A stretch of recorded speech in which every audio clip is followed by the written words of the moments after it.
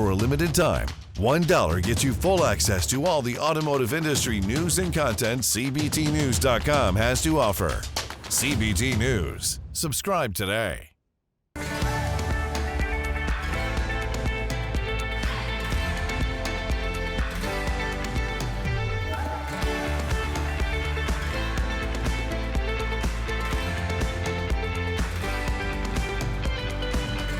Welcome to CBT News with Bridget Fitzpatrick.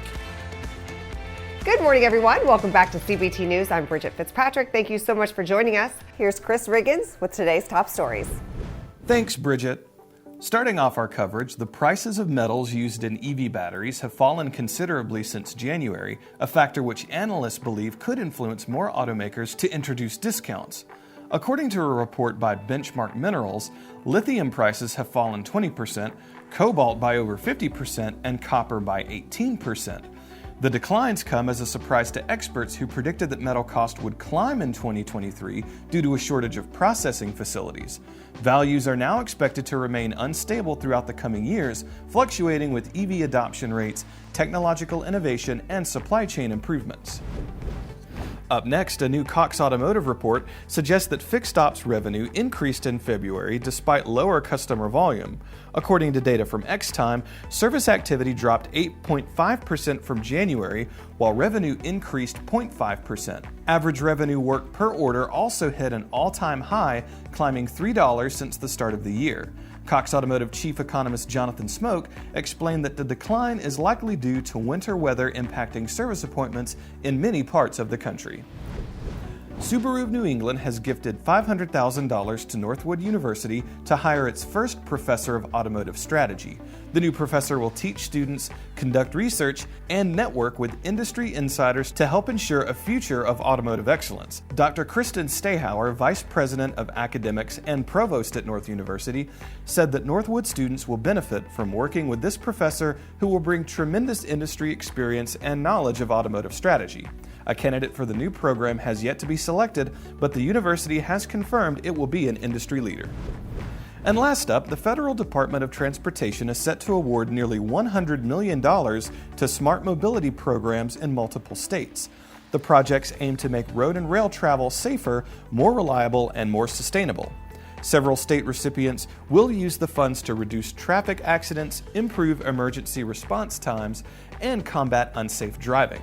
The investments are the result of a bipartisan infrastructure law passed in 2021, which promises to spend $500 million on technological advancements in transportation.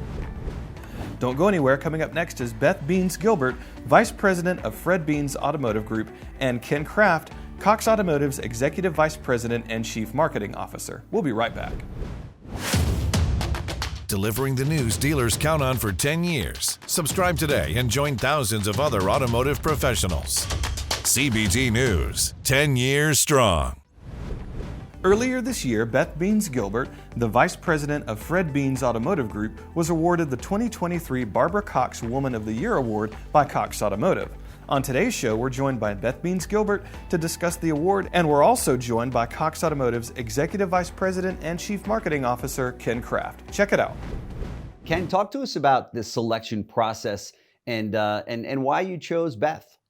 Sure, absolutely. I mean, at Cox Automotive, inclusion and diversity is one of our core values, Jim, and we're very committed to the advancement of women in the automotive industry, and that's why we established the Barbara Cox Woman of the Year Award way back in 2005.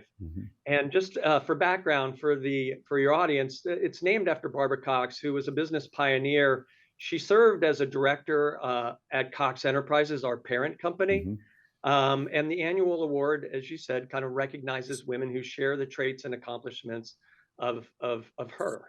And each year we go through a pretty rigorous selection process, and we look at a number of variables as far as what we're looking for in the winner. And to be quite honest, Beth was at the top of the list. And I mean, her involvement in the company, how she's led that company, her involvement in the community, really exemplify all of the things that we're looking for in a winner of the Barbara Cox Women of the Year Award. Well, that's fantastic. Beth, this award is given to women who demonstrate business leadership, community advocacy, and a commitment to advancing the automotive industry. Talk to us about what this award means to you. It means a lot to me, just because I have worked so hard over the last few years to elevate females in our industry and hopefully impact a change in the culture.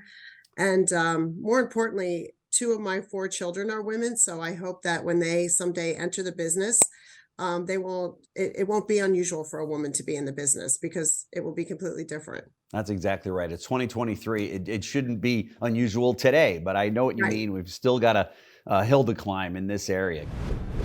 All right, be sure to watch this interview in its entirety right here at cbtnews.com. That wraps up our show for today, but we invite you to join us back here again tomorrow morning for all the latest news and trends impacting the retail automotive industry. And be sure to follow us on TikTok, LinkedIn, Facebook, and Twitter. I'm Bridget Fitzpatrick. Thanks for watching, and have a great day. CBT News, your #1 resource for auto industry news and content.